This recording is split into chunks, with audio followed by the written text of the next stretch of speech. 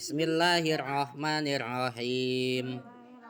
Wallahu sareng ari Allah a'lamu eta anu maha uninga bima kana perkara yu'una anu ngumpulkeun jalma-jalma kafir.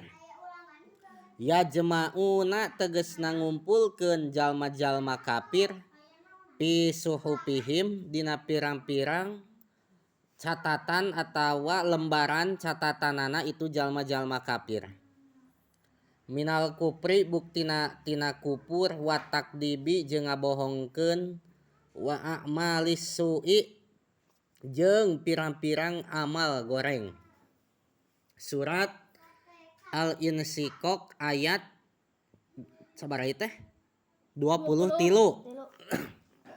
nya eta dina ieu ayat 23 Allah Subhanahu wa taala ngajelaskeun bahwa Allah teh maha uninga kana perkara anu tersimpan dina naon. Upami saur dina tafsir Jalalain mah Allah uninga kana perkara anu tersimpan dina buku catatan amal jalma-jalma kafir. Lalu apa yang ada di dalam buku catatan amal jalma-jalma kafir? Nyaeta hiji kufur, tidak iman kepada Allah. Tuluy takdib, ngabohongkeun kana berita anu tos diwartoskeun ku Allah melalui Rasul. Nah, kana baas terpercaya dan lain-lain. Nu katilu amal-amal jelek yang lain. Tah eta teh Allah teh uninga kana perkara anu bieu disebatan teh. Sugan Allah teh pohoeun henteu. Sedangkan di dalam kitab Hasyiah As-Sawi ala tafsir Al-Jalalain al-awdahu ayakula fi sudurihim. Yang lebih jelas adalah mufasir atau penafsir itu berkata fi sudurihim, yang artinya Allah teh maha uninga kana perkara anu tersimpan di jero hatena jalma kafir. Naon perkara anu tersimpan dina hate dina jero hate jalma kafir?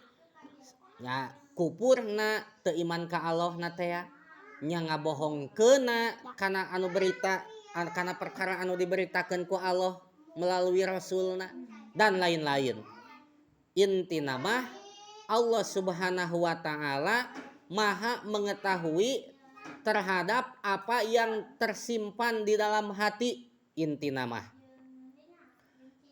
kajalma-jalma kafir uninga Allah teh kana hate-hatena jalma-jalma kafir uninga, kana hate jalma-jalma mukmin sami uninga teu aya bedana. Sugan kana hate jalma mukmin mah kacida uningana teh, lamun kana hate jalma kafir mah rada remeng-remeng uningana teh Allah teh henteu teh kitu, sami weh.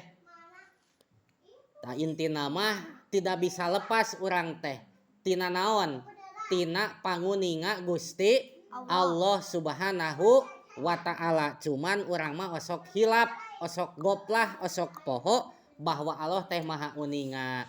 Matak sing seueur eling ka Gusti Allah. Ngarah urang teh tiasa musyahadah nyaksi kana keagungan Allah, nyaksi kana keistimewaan Allah Subhanahu wa taala, sehingga urang teh tambah-tambah iman, tambah-tambah menjauhi kufur, sehingga urang teh tambah-tambah yakin kana berita-berita anu tos diwartoskeun ku Allah melalui Rasulna, sehingga urang teh tambah-tambah ngalaksanakeun amal kahadean.